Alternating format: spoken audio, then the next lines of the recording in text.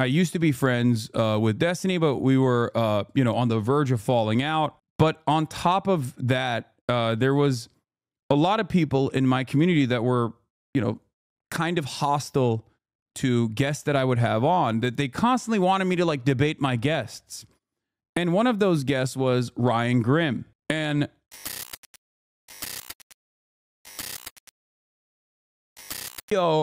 from like 2018, there from a stream that I did in 2018, like one of the earlier streams I did, where I talked about a concept that I like to call privilege blind spots. There's an intersectionality to privilege, and I have never been able to find it, and I don't even think that Little Bear has been able to find it either, even though she has scoured all of my commentary. And I don't know where it is, but I feel like that's one of the more instructive videos that I've done, that I have basically repeated over and over again. No, it's not the You Are Not White video. No. Battle Goth 55 Hasan, if you hate America so much, why do you hate living here? Or why are you living here?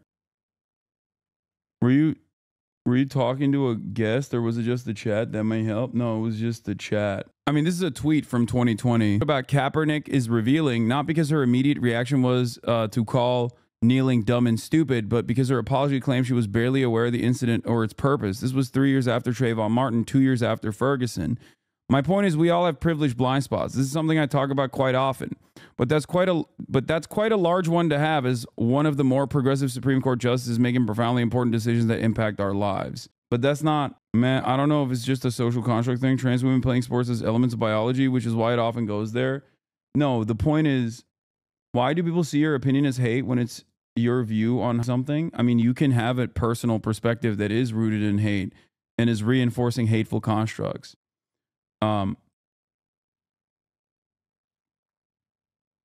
So, you know, it's not just like, this was from September 19th, but this is not what I'm thinking about. This is from the video I'm looking for. I think it's on my YouTube page as well. I just don't know where it is, but it's about, but it's basically about like hoping that people can be charitable to one another, and understanding that everyone is on an educational journey, and that being normal and being charitable to other people and just being like a cool person to be around is probably the greatest antidote to any kind of bigotry. And the intersectionality of privilege plays a role in this. Were you having a convo with someone at the time? No. What is this? No, this isn't. That is not the clip. My point is this.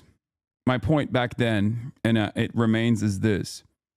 Every single person living in the United States of America automatically has some level of privilege over people that live in the third world, for example. And that privilege causes people to have blind spots towards people living in the global south. That's just one example, right? A black man under the same intersectionality dynamic will obviously be less privileged than a white man, but will still, if they are cisgender, heterosexual, might have certain privileges or blind spots born out of certain privileges against a black woman or a trans woman, right? Ultimately, though, this is simply a principle that I abide by in understanding where people are coming from. Okay. Especially because I recognize that, was it this vid? HasanAbi's Guide to De-radicalize your friends? No. At this stuff at all, okay? I don't know anything about educating children. This is not it, but this is from 2011. That's not what I'm looking for, though. The video I'm looking for is like from 2019 or 2018, chat. That's the video I'm looking for, and it's from It's literally, or did I say 2011, 2021? Sorry. You look much better today. Maybe it's the camera. No, I just look much better now. In 2021, I was looking not great. Have you seen this? I found this legit scientific study. Yeah, I have. The legitimizing of white supremacy during a Twitch ban of HasanAbi. Yeah, I have seen this. It's from 2 university professors about my Twitch ban from 2023. Despite newer media technologies alleviating barriers eventually for marginalized groups. Is this it? Is that systemic racism just means a whole bunch of racist people who are racist individually got together and they were like, let's all be racist together? Or do you think systemic racism is something a little bit different? Something that is still certainly nefarious and may be guided by racist people or may be upheld by racist people, but is it institutionalized? Like that sort of disenfranchisement is built literally into the system. So even non-racist actors are inadvertently playing a part in that.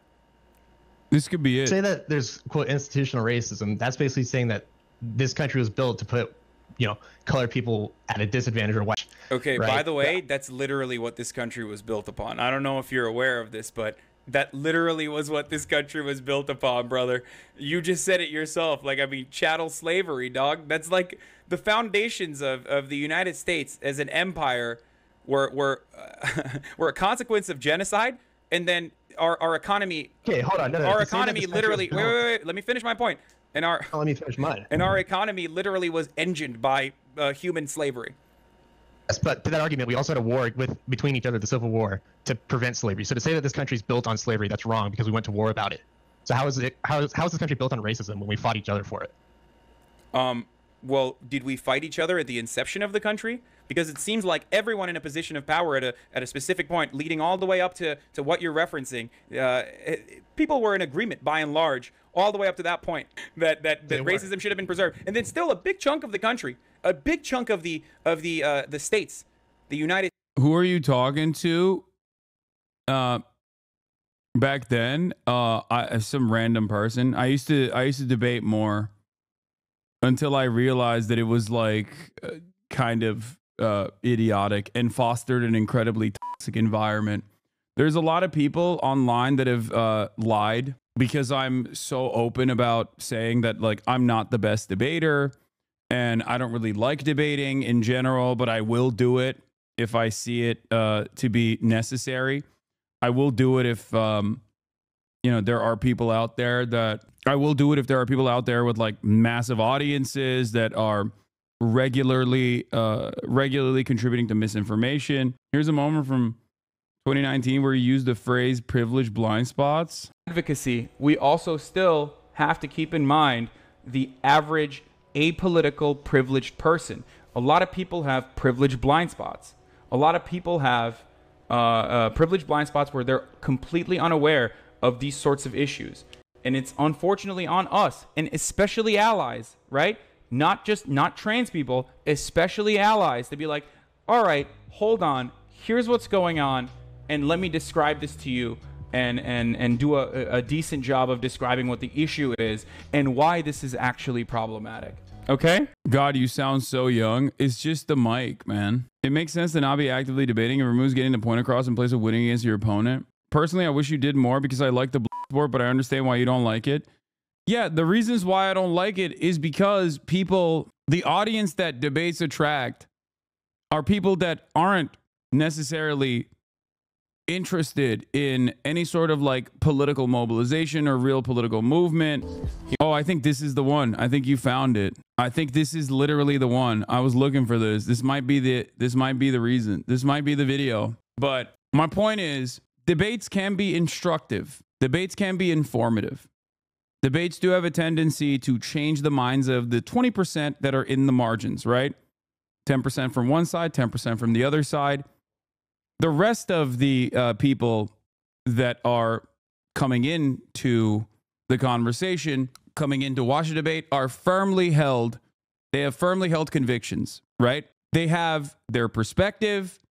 They have their opinions. They have their worldview. They're not going to change it. They just want their interlocutor to be dominated. They want their champion, their intellectual champion, to destroy the other side's intellectual champion. And then there's some people who are a little bit more malleable.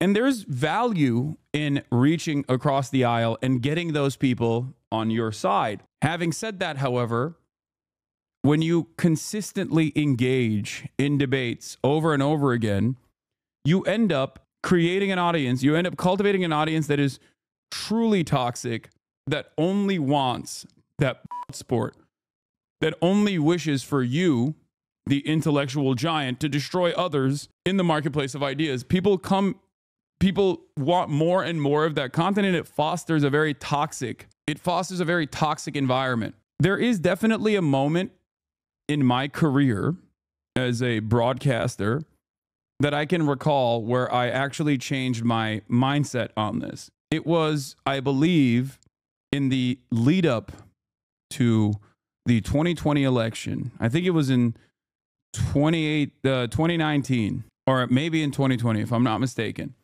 where I used to be friends with Destiny, but we were, on the verge of falling out. But on top of that, there was a lot of people in my community that were, kind of hostile to guests that I would have on, that they constantly wanted me to like debate my guests.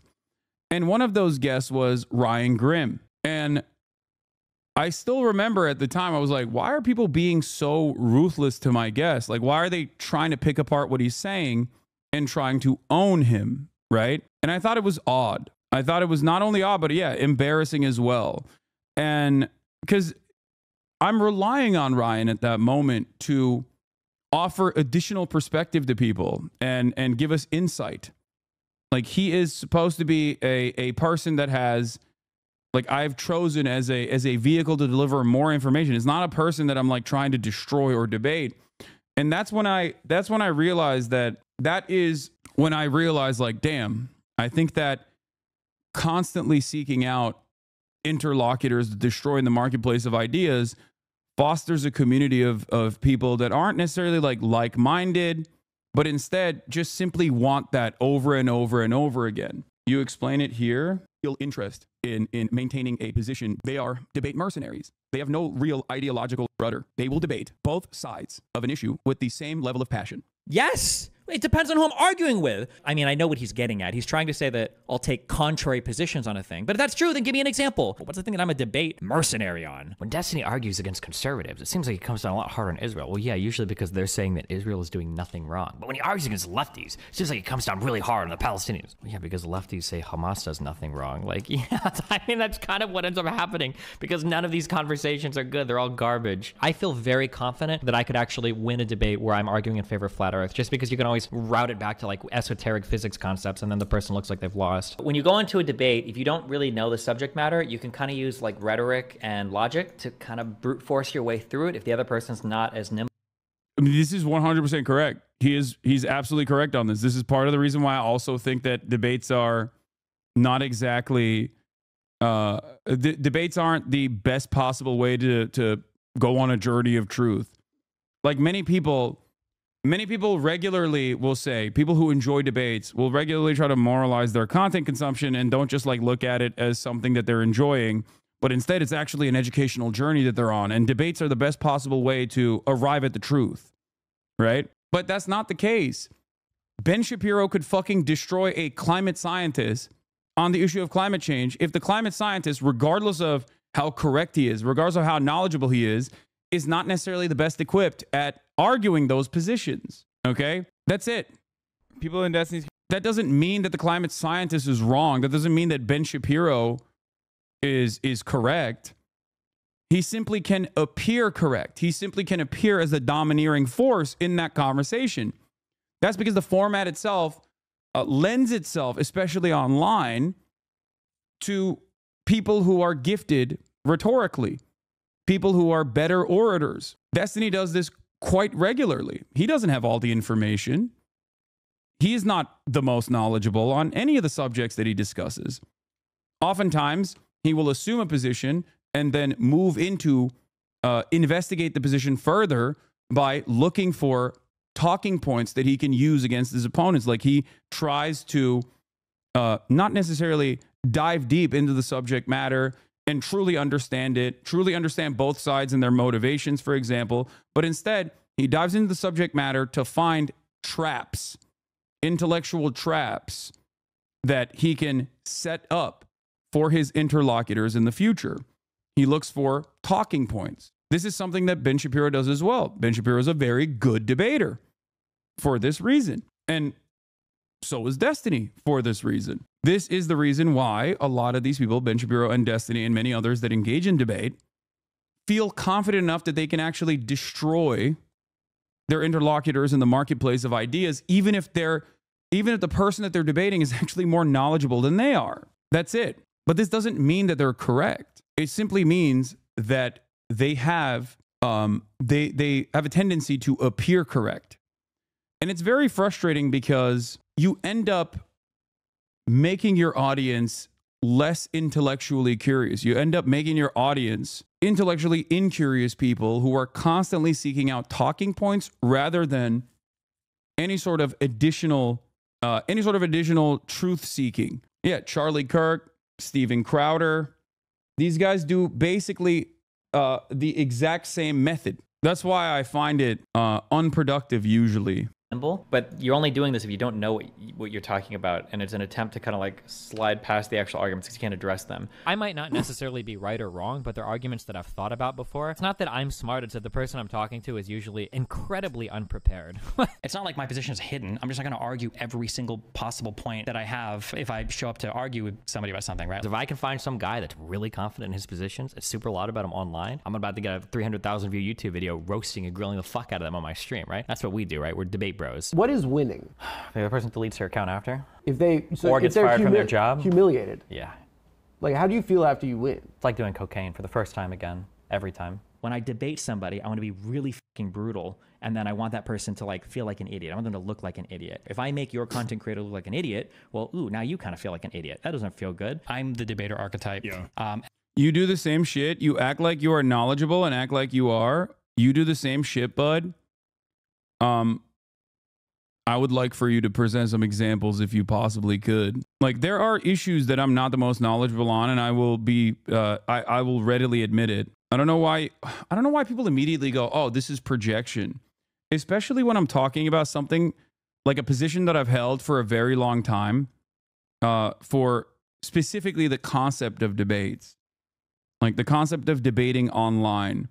Bud, mods precision strike the second he's off camera. This is a joke. No, don't ban that person immediately. I wanna hear what he has to say. But basically, my point is this, okay? When you don't have a moral compass or something that guides you through the world, like when you don't have like a empathetic approach to all subjects, okay? And you're simply invested in destroying your ideological opponents in the marketplace of ideas, the audience that you foster in that process is not invested in a political project usually.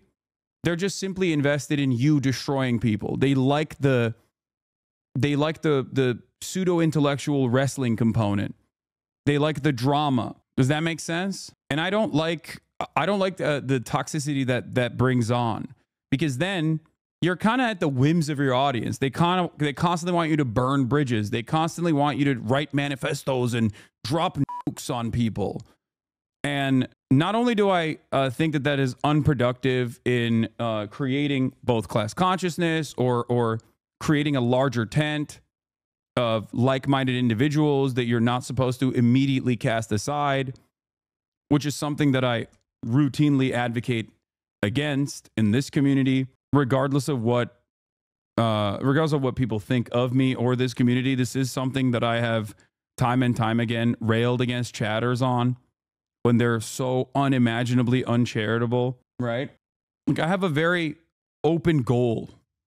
I want people to, what? This is so cringe. Bring the guy on stream. Stop reacting to 6-year-old clips that are designed to make him look bad. Lamau attack. I don't know. I don't even know what you're talking about. Are you talking about Destiny? 6-year-old clips? I think this is like new shit. But regardless, this is not about Destiny at all. This is more so about the concept of debate and the toxic audience that it attracts. And I think you're kind of proving that point that I was making. Do you see what I mean? I feel like a lot of time you'll disregard people's view and bash them if they don't align with yours. I don't know. Like you say you're a socialist, but actively benefiting from capitalism. Sorry to be rash in my first comment. Wait, but it has nothing to do with the first comment that you said. The first thing that you said was that I present myself as the most knowledgeable person, and then immediately try to like bully and ridicule the person I'm talking to. And there's plenty of moments where I do that, but that's usually after the charitability has gone away, where I see someone and treat them as a hostile factor. It usually takes a decent amount for me to get there. It usually takes a decent amount of charity to erode for me to get to that position. And I only do it if it's like, you know, it's pattern recognition to a certain degree. I only do it when like people are very clearly coming from a different community with a specific purpose to actively brigade or to actively disrupt, to actively derail. That's usually when I yell. As far as the socialist but actively benefiting from capitalism goes, it is impossible to not exist under capitalism, just so you understand. If you are truly interested in understanding this, you know, there is no way to exist outside of those confines. But in terms of like the commodities that I produce, or my own personal the way that I generate revenue, the way that I create value, I try to keep to the most ethical ways of producing content as possible. I think many people's disagreements with me do not stem from an actual hypocrisy, but one that is envisioned by people that say, oh no, you have a moral system that I think you have, and I'm applying my standards to you, and I will not actually understand what your standards are. So I think it comes from, you know, it's a misunderstood moral system that you have created that you apply to people. But if you're truly interested in understanding, there is no, you know, I'm not making I'm not advocating for like salary caps or anything of that nature. And I think that this is a very common misunderstood perspective where people think like, well, socialism means everybody makes the same money. Socialism means everybody lives in a brutalist architecture, government housing. Depending on where you are on the reactionary pipeline, you might even personally think socialism means nobody has a toothbrush. Communism means I take your toothbrush, comrade. I mean, these things are not correct.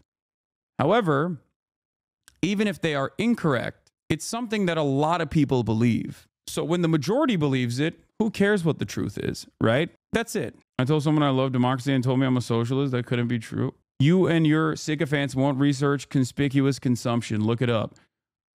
I think if you want to understand my worldview, there are a million instances where I've brought forth commodity consumption and the ways in which I actually disagree with other prominent socialists. Like, this is not dogmatic.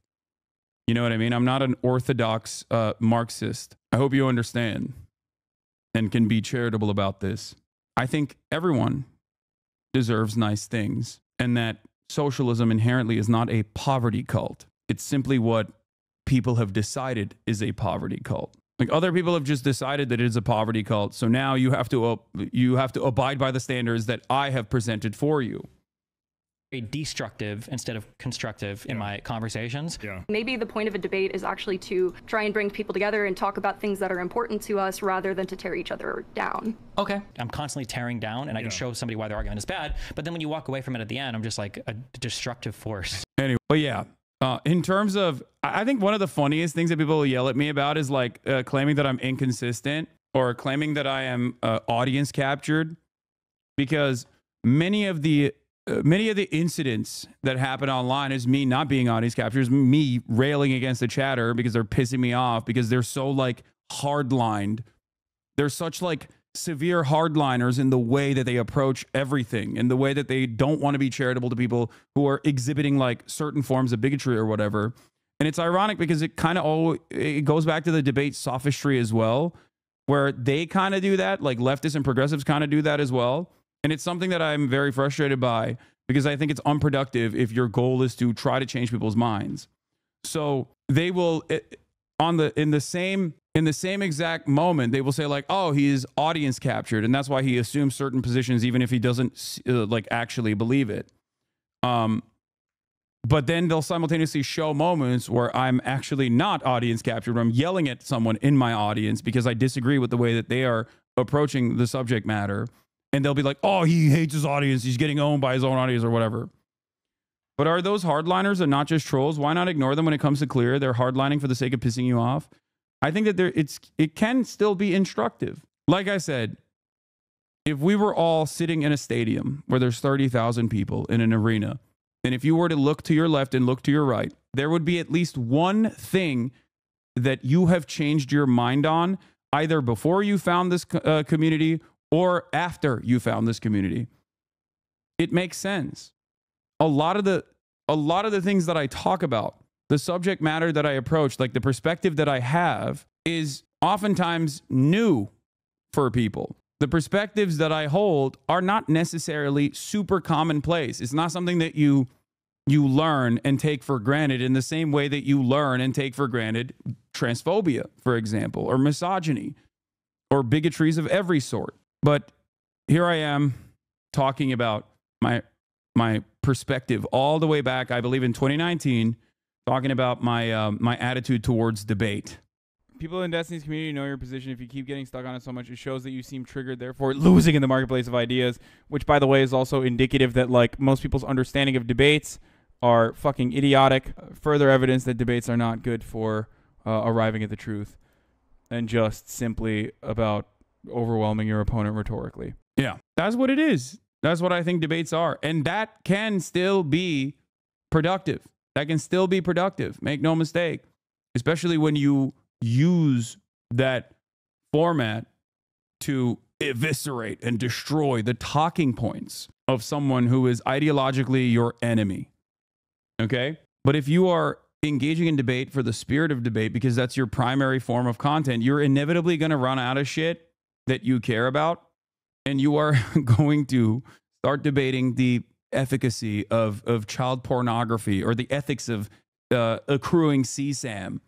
Like, that's it. That's insane. That's anyway. Or you're going to find contrarian positions to argue against because you're arguing for the sake of argument. You're arguing for the sake of, like, winning an argument. And the community to cultivate in that process is invested not in an ideological project or the maintenance of one, but instead invested simply in the thrill of destroying your enemies. And they will then turn around and fight those battles for you as well, as evidenced by the many different people that chimed in while I was watching that brief snippet. People who are fighting the battles of someone else as loyal soldiers. For a lot of those people, we might have a shared perspective. We might have a shared worldview. You know what I mean? But they've lost that perspective. In that moment, they're simply a part of a community, and they like the sense of identity and the sense of community they get from participating in these sorts of actions. They like being a part of the process. They like being a part of the blood sport themselves.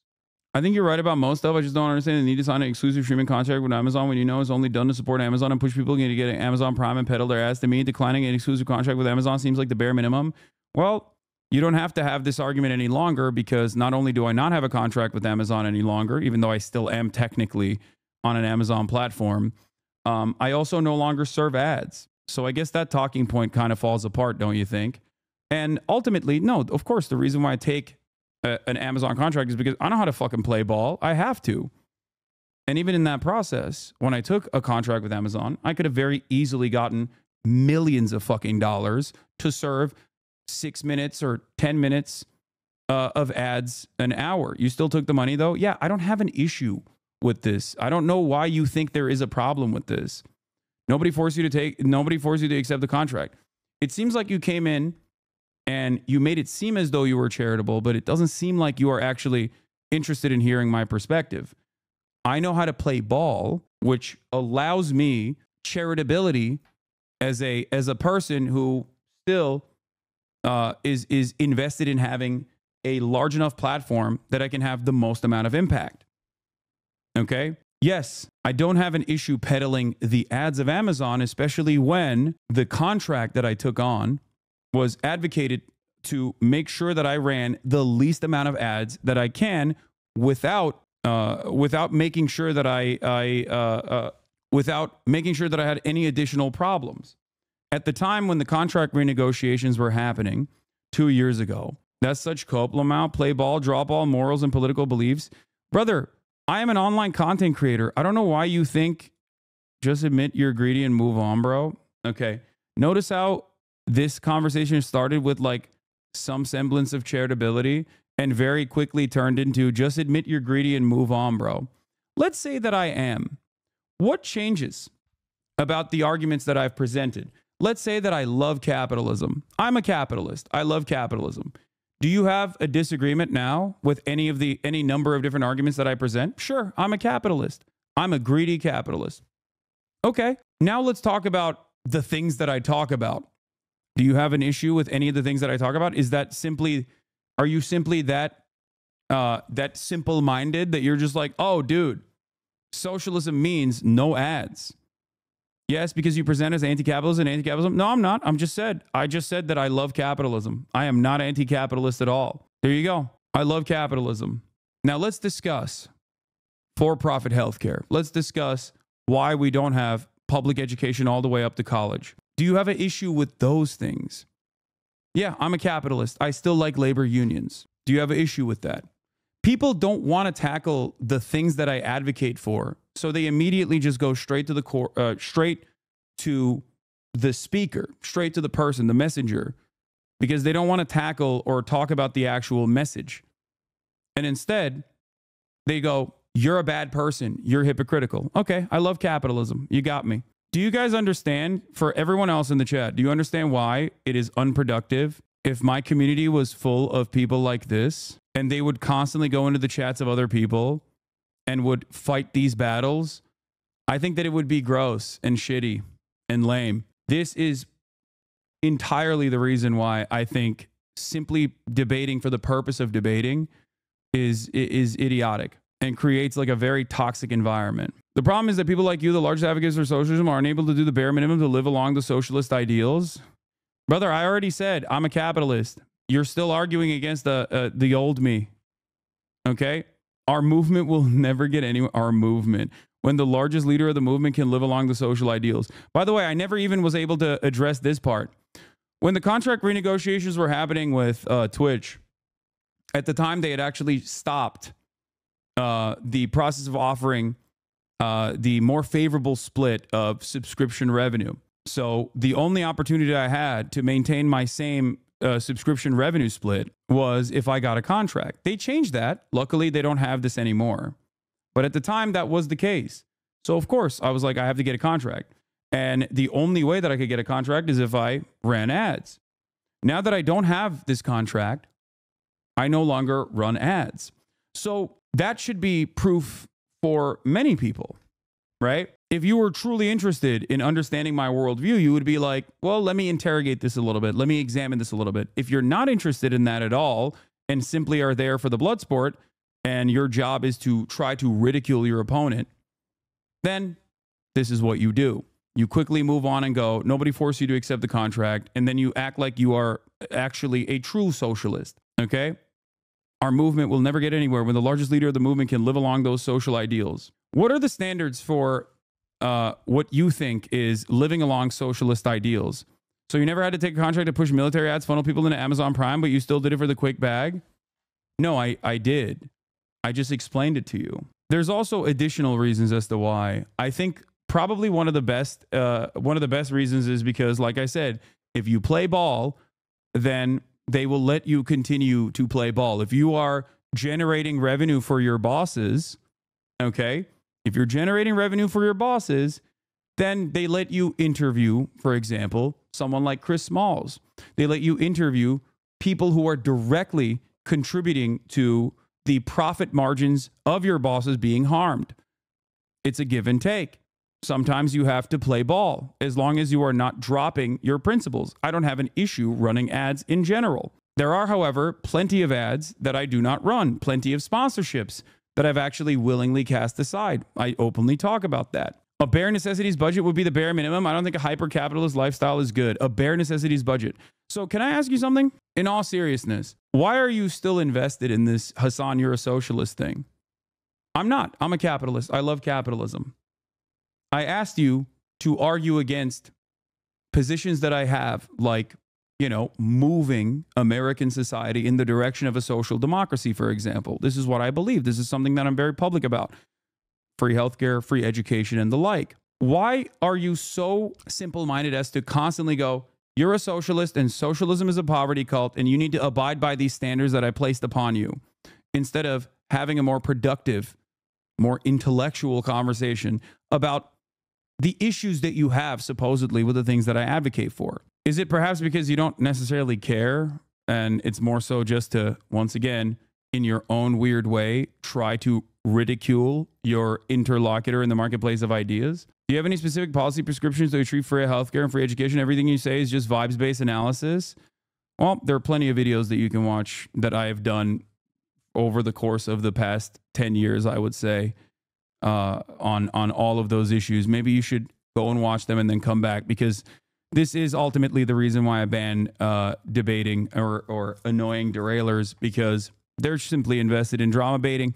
And I was having a different conversation here, and there's 30,000 other people. And I think ultimately it becomes far too unproductive. I'm not going to sit here and go over this over and over again for one singular individual. No, you banned them because you lost every argument? Sure.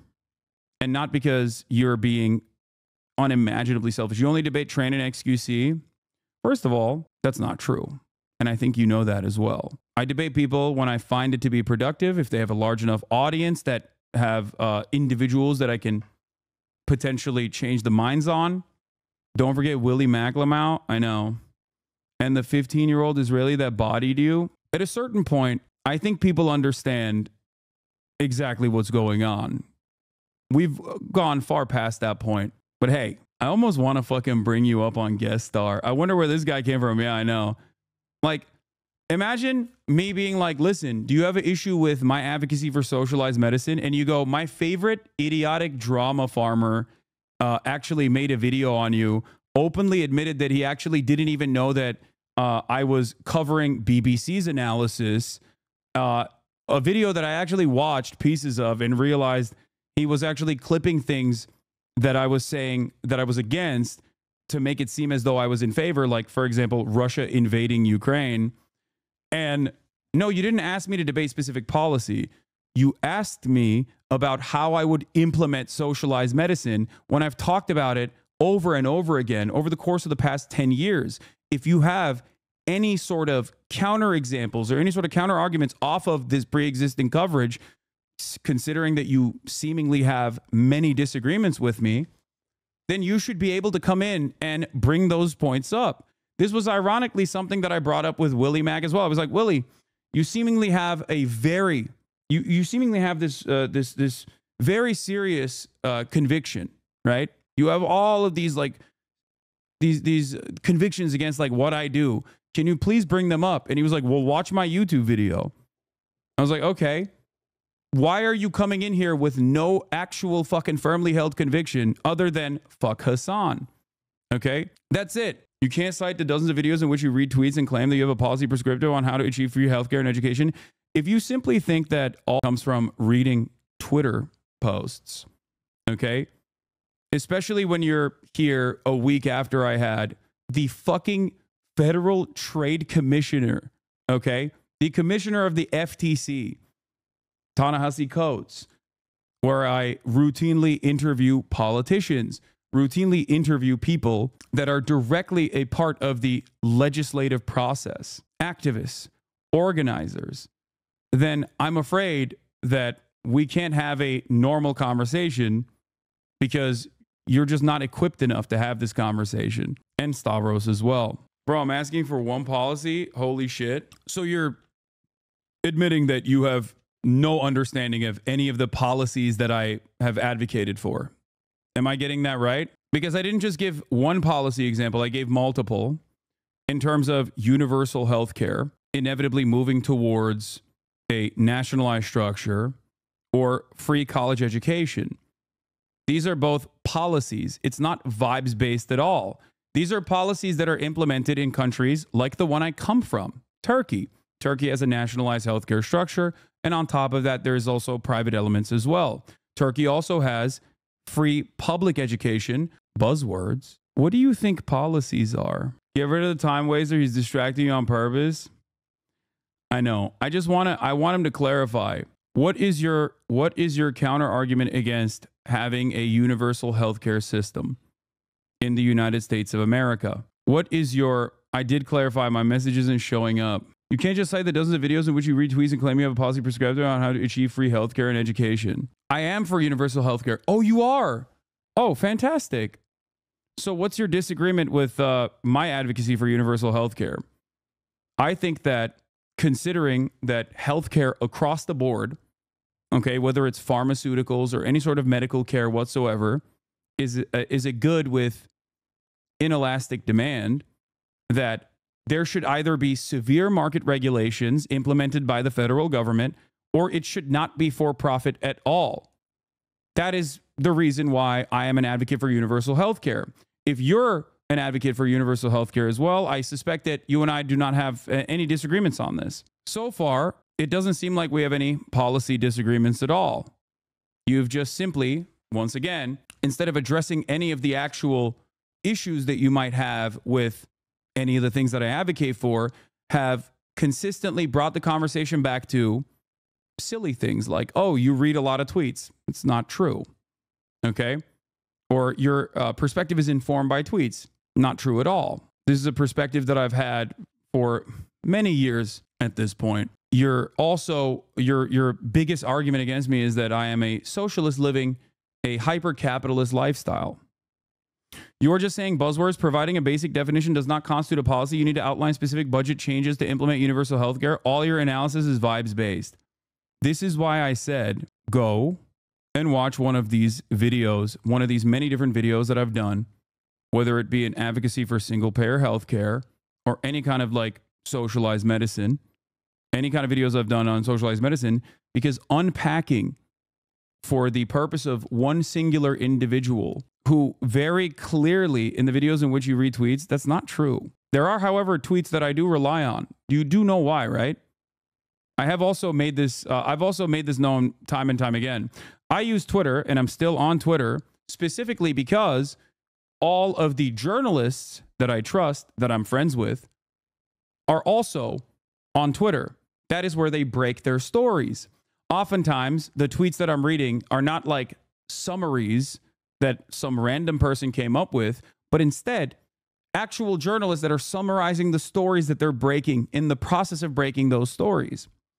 If you personally think that your method of consumption, your primary method of understanding the world is better than mine, which is, I assume, considering the talking points that you've dished out so far, you come from Destiny's community, is to read Wikipedia articles summarizing those positions, then yeah, to each their own. When I'm engaging in news coverage, of course I'm going to look at journalists that are breaking their stories, people that work at think tanks that are writing out their analysis before they go on CNN to talk about that very same analysis. We just, I guess, have a disagreement. You like it when it's summarized and spoon-fed to you with a specific point of view from Wikipedia summarizations. That's it. This is not going to work, saying like, I can read tweets too, especially when virtually no one, I fucking hate D. Okay, well then you're a uniquely stupid person and somehow worse than the many DDG operatives that are in this chat waiting for their opportunity in the spotlight, just like you took over, because you're using his talking points without actually even trying to understand what my position is or what I've done. You're just in it for the sake of being, for the sake of having a moment of the spotlight where someone who you personally have emphasized the person of importance, offering you a little bit of acknowledgement, one that you can't get from your immediate friends and family, I assume. So this is where you're being a bad child right here. Anyway, the point that I was making had nothing to do with debate lording. The point that I was making originally was not even supposed to be about just debating, but instead the intersectionality of privilege, something that I've talked about quite a bit. What position that you deserve a mansion under capitalism? Nobody deserves anything. I don't know what you're talking about. I deserve a mansion under capitalism is not a important part of my commentary. It's not even a part of my commentary at all. No guest star. It was getting so funny. Yeah, I read one crazy person. There's probably going to be a lot of people. Anyway, we're going to talk about the intersectionality of privilege. Shapiro type, who it's not like Ben Shapiro statute of limitations on racism. I think the fact that their apologies are so, you know, I hope I was a little bit more helpful and you know, you guys got to see how I genuinely feel. This conversation is really what is the statute of limitations on racism? I think the fact that their apologies are so tone deaf shows that they actually haven't changed. And what is the litmus test for who should be canceled? Okay, say the F word, but not be like Ben Shapiro. Does it depend on who's affected by those words? I'm gonna have a thread on Twitter canceling me now, probably. The thing is, like, I obviously also participate in this. Like, I obviously also participate in cancel culture, as do most of you. But the way I look at it is, like, if they've demonstrated, from demonstrating that they are doing this, they know better, they're doing this despite knowing better, and they consistently have done this, and maybe they're profiting in one way, shape, or form by doing that problematic behavior. Those are some elements that, and that's just like, dude, look at this. Okay, look. This is why I said debates bring forth the most like insane, the most toxic audience. After making millions, lol, copium, you could have done what Asman did for the past year. You could have avoided as by being unpartnered like Asman did. Wholly disingenuous. You just lie about everyone who disagrees with you. Try and engage honestly. Making bad arguments for a good cause is worse than making good arguments for something bad. Be better. Making bad arguments for a good cause is worse than making good arguments for something bad. If you stop at slogans, we will never get there. You need to support a plan to implement these policies, not just the slogans. Anything that moves, any legislative action that moves America away from profit seeking in the healthcare sector, I am on board with. That is why I say that ultimately I want a nationalized healthcare system, but I am perfectly accepting of any kind of addition to expanding Medicare. Okay, like, I was a fucking advocate for Sherrod Brown's expansion of Medicare to the age of 55. Okay, that's it. There are bills written for it, and I have advocated for them over and over again. It's so, like, I don't know. Oh my God, you're getting yelled at by people who don't believe in anything. I know. It's ironic because you're not even making any argument whatsoever. You're just sole purpose in this chat right now. Your sole purpose in this chat is to present yourself as though you are with the cause, comrade, while simultaneously just, like, derailing.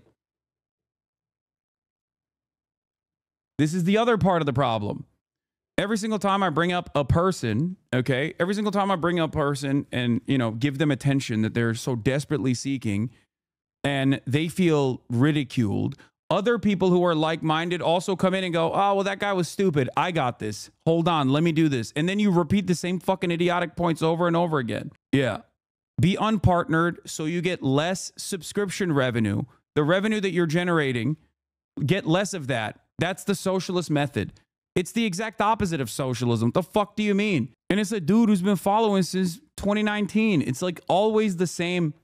It's always the same shit. It's like Destiny fans who maybe even were fans of mine when we were collaborating with one another, who then developed this, like, unimaginable resentment.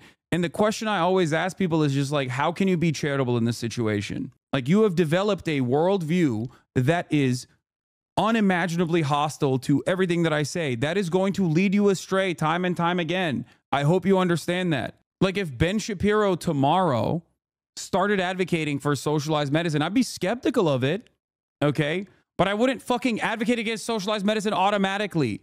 My point is, a lot of people that don't have any sort of, like, intellectual or ideological rudder, no investment in the politics of it all, will turn around and advocate for the dumbest fucking shit. Sometimes you even find yourself defending Israel's genocide of Palestinians if your perspective is simply to follow whatever your favorite online personality is advocating for at any particular moment.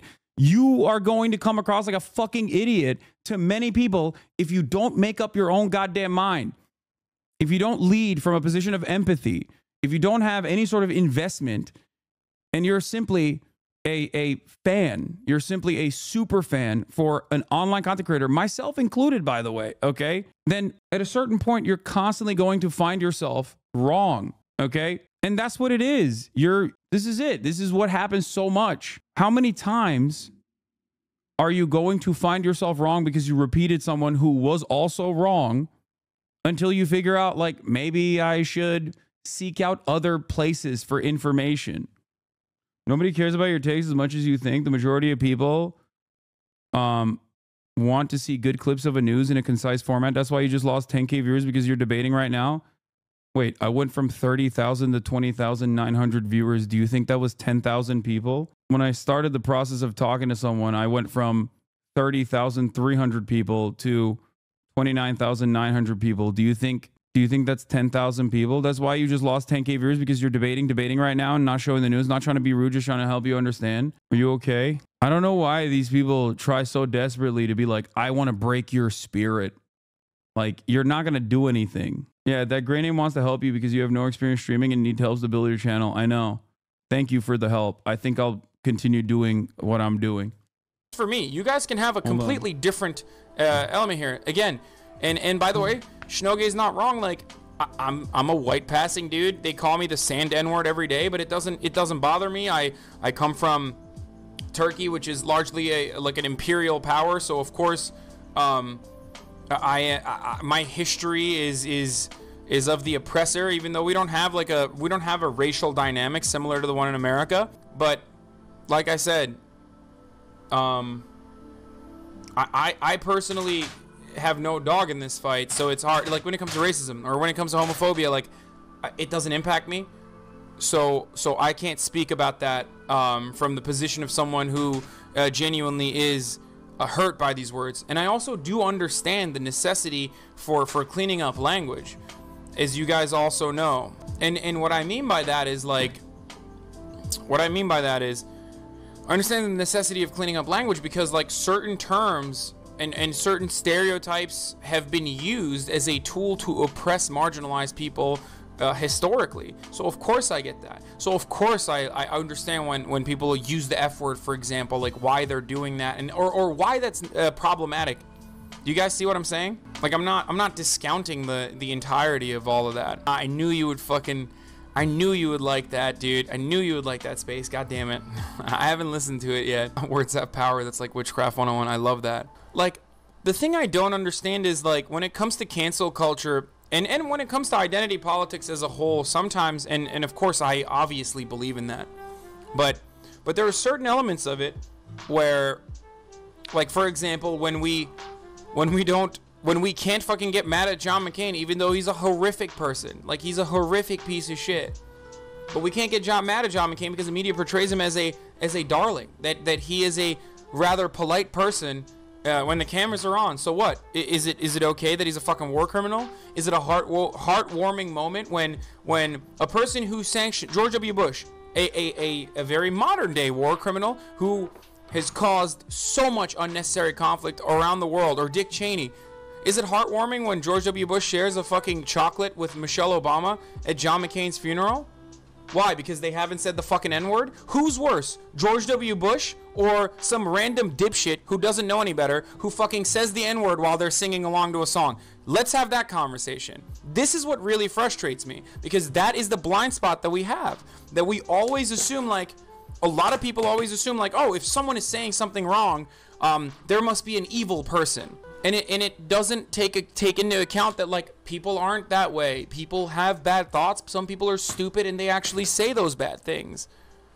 And yeah, being good or bad is completely subjective too. Thank you, Brad. You're absolutely right. So that's what genuinely frustrates me when we talk about these sort of when we talk about this sort of stuff. I mean, we just say like, oh, there's context, there's nuance, but like ultimately, okay, look, I'm telling you, George W. Bush tortured people. Literally fucking tortured people. He is one of the worst criminals, one of the worst war criminals of all time. George W. Bush. People love him. Because what? We're not canceling George W. Bush because he didn't say the fucking N-word, or he didn't say the F word. Is that why? That's why we're not canceling George W. Bush? Like that's what I mean. Like, do you see how silly that sounds when you? Oh, okay. Sorry, Shinoge. I thought you were saying that like I was aggravating you. But yeah, mad is ableist. Lame is ableist. I talked about this already. Mad is an ableist slur. Lame is an ableist slur. Insane is an ableist slur. Crazy is an ableist slur. You guys see what I'm saying? So like, you need to analyze things from thinking, like, you need to always think about what it was like back then, what the culture was like back then. That isn't saying that, like, you know, that isn't to say that fuck, I don't know, that isn't, Jesus Christ, I'm getting a lot of notifications, sorry. The girlfriend tweet has blown up. I said something like, girls out here really trying to go to escape rooms for a date. A former friend of mine told me Delulu is ableist. I was like, yeah, true leftist recycling even content. Okay, there's a necessity to not just debate this shit, but bring these ideas out in the real world and talk directly to real people. Like, we gotta act in solidarity. Anyways, debating a streamer for the sake of a gotcha is just a waste of time when there's work to be done. Why add fuel to the fire when you can put out the fire through actions? I mean, I don't know who you're talking to. I don't know if you're talking to me. When you started streaming debating chat, your whole stream, it was exhausting. Yeah. That's why I stopped doing that, for the record, because I think it's unproductive and kind of stupid. And I end up rehashing the same shit over and over again. What was the other point where I bring back the intersectionality of privilege? Because the point I'm trying to make here basically is that the other good bit starts at 32. Okay, the point I'm trying to make is, and this is a consistent position I've held over many, many years at this point, is that everybody has blind spots, no matter how quote unquote woke they present themselves as or think that they are. Everyone, okay? And those blind spots come from not really critically examining certain things, not really critically examining the means of existence, the way that people operate, the way people live in the real world, right? And that's why you should always be charitable. And I think that the other part of it is that many people are not charitable for a multitude of different reasons. One, because they've been hurt before. They've been hurt. If you're a black person and someone is engaging in a microaggression against you, you've been hurt by people like that, and it presents a real danger to you in that moment. So you understandably engage in an act of defense, in an act of self-defense. Okay. Now the problem with that is that sometimes you can attribute ascribe malice to a person when they're simply ignorant. Okay. Being charitable in that process is a good thing overall, because you can get a lot more done in terms of solidarity, in terms of changing people's minds, by being charitable and talking to them and trying to get them to understand your position. So the opposite is also true. You're right that there are instances where people will obviously take advantage of your charitability, but your starting point should always still be understanding where people are coming from. Okay, because you don't want to end up pushing people away when they could have actually come to recognize your point of view, understand where you're coming from. The Kyoto kimono industry was revitalized. So, like, when we look at cultural appropriation, a lot of times I feel like we just look at it from, we just kind of look at it and say, oh, I don't really like that. That seems like this is something that could be mad at. This seems like something that people could be mad at. So I'm just gonna either A, not do it, or B, when other people are piling onto someone, I'll just like participate by liking or sharing or retweeting or whatever, and I'll feel a little bit better about myself. I'll show everyone else how fucking woke I am personally, and that is damaging. It's damaging because, like, while I don't think we should concede to our oppressors, or I don't think that we should concede to the other side when it comes to really honorable causes, ultimately, like ending systemic racism, like fighting against racism, classism, sexism of all sorts and all fronts. When we do that sort of stuff, when we just like retweet someone dunking on another person to feel better about ourselves and to say like, look at me, I'm being a good ally. That's genuinely, like, there are a lot of people in the margins. There are a lot of people who have, there are a lot of people in the margins and a lot of people who are privileged who haven't necessarily had the time to develop an understanding for those that they are marginalizing or oppressing, that we're pushing away because we come across as incredibly authoritarian and incredibly rigid and impossible to fucking reason with. So what I always try to do personally in my life and also in my commentary is try to sell this concept, to try to sell them, to try to sell everyone the talking points that I am dishing out, rather than, you know, When you are interested in a culture and actually learn about it to integrate it into your life, it's okay, but you shouldn't wear cultural heritages as a costume. I think that's the point. This new meta is fucking crazy. Letting past you carry the stream for present you. 10 head move. Yeah. Do you understand though that perhaps this offers a little bit better insight into where I'm coming from before we move on, which is that everyone has a lot of, everyone has privileged blind spots that they leave unexamined. And if you understand that everyone is imperfect and understand where people's like immediate slights are coming from, immediate instances of bigotry are coming from, both past or present, and can maintain a level of charitability and not immediately attribute malice to something born out of ignorance, and that ignorance born out of the social conditioning that people are privy to, you can be a better communicator of progressive values. Okay, you can put your best foot forward. Anyway, shouldn't you turn off ad block for that YouTuber ethical reacts? Okay, dude, I know you're joking, but please, here, take a second off. Enough, please. Oh my God.